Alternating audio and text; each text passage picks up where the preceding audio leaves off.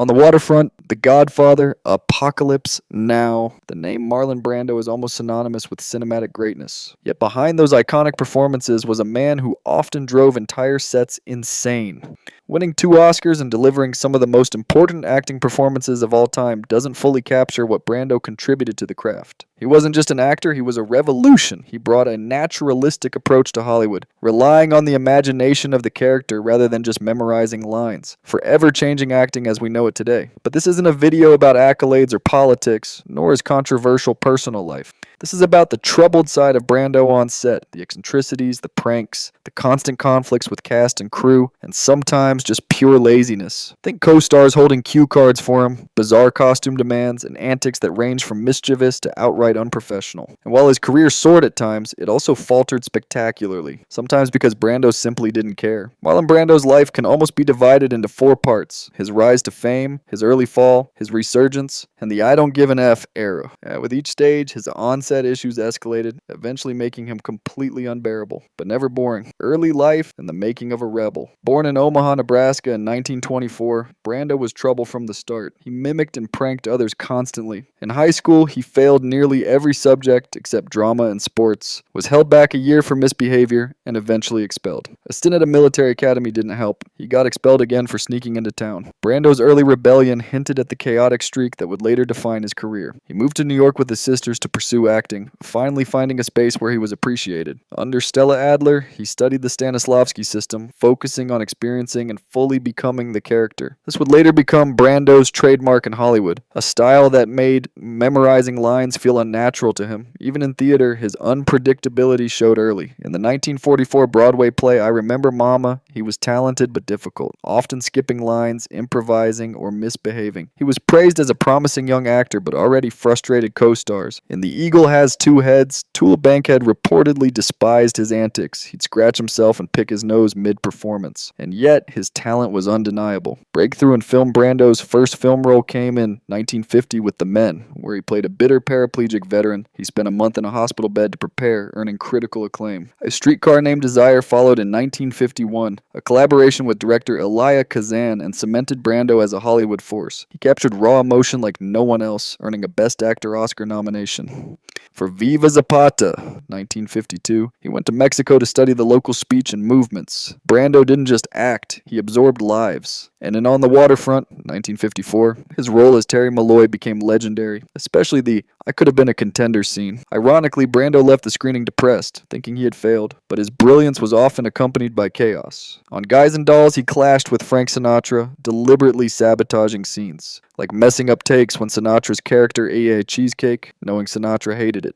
On The Young Lions, he convinced the cast he had drowned during filming, leaving them panicked for over a minute. Brando's early downfall began with films like One-Eyed Jacks and Mutiny on the Bounty. For One-Eyed Jacks, Brando took over as director 2 weeks before filming. He fired screenwriters, delayed production obsessively, waiting for the perfect wave, and doubled the budget from $2 million to $6 million.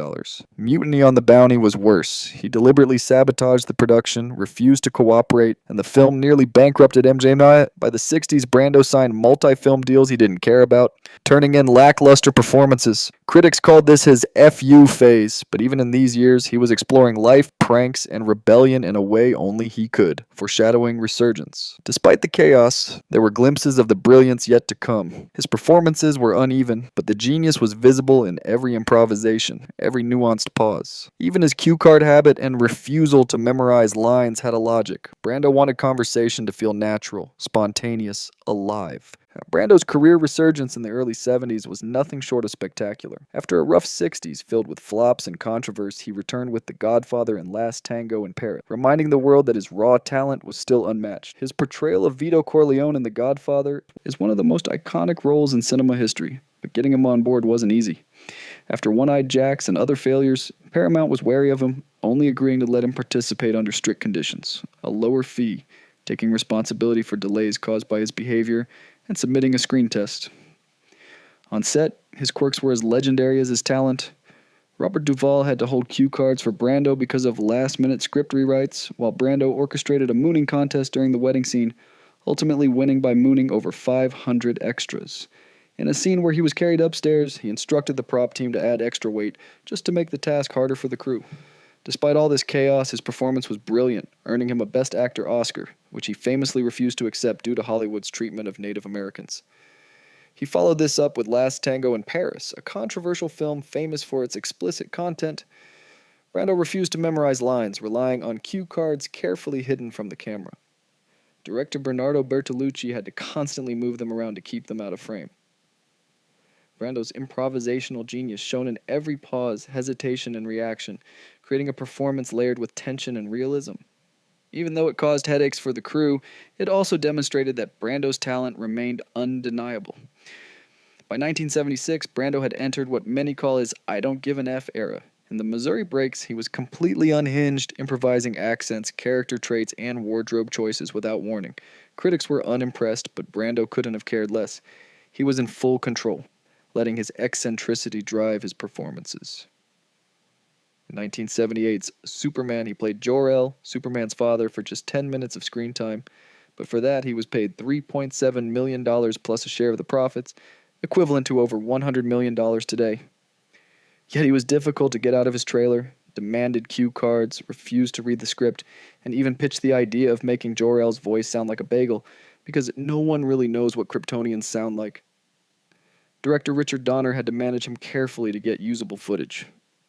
On Apocalypse Now, Brando arrived overweight, unprepared, and hadn't read Heart of Darkness. He demanded weeks to explore his character, forcing Coppola to adapt the shooting schedule. Severe weather, set destruction, and other disasters added to the chaos. Brando improvised entire scenes, and although critics noticed his fluctuating weight and unpredictability, his portrayal of Colonel Kurtz remains iconic. His antics only escalated in the 80s and 90s. In the formula, he used an earpiece instead of cue cards. On the score, he refused direction from Frank Oz, calling him Miss Piggy, performed scenes in his underwear, and even refused to smile in his character's final scene, forcing minor CGI edits. On Don Juan DeMarco with Johnny Depp, he was in full prankster mode, using an electronic fart machine gifted by Depp, and repeating police messages through his earpiece mid-scene. He even demanded absurd character changes like revealing his character was a dolphin. Why did Brando behave this way? It wasn't laziness alone. Memorizing lines felt unnatural to him. It broke the rhythm of real conversation. Pauses, searching for words, improvisation. That's what he believed made acting authentic. By the 60s and 90s, acting wasn't the passion it once was. Politics, personal life, and disillusionment took center stage. Acting became a paycheck, a name, or an opportunity to have fun. Even in his later years, his childish humor persisted. He carried his English Mastiffs to press events and had faxes signed Dr. Tim. Brando passed away on July 1st, 2004, from respiratory failure. His career was a mix of brilliance, chaos, and frustration for those who worked with him. Despite the on-set nightmares, he remains one of the greatest actors in cinematic history. Marlon Brando didn't just act, he lived his roles, frustrating everyone around him and leaving a legacy that continues to awe audiences and inspire actors worldwide.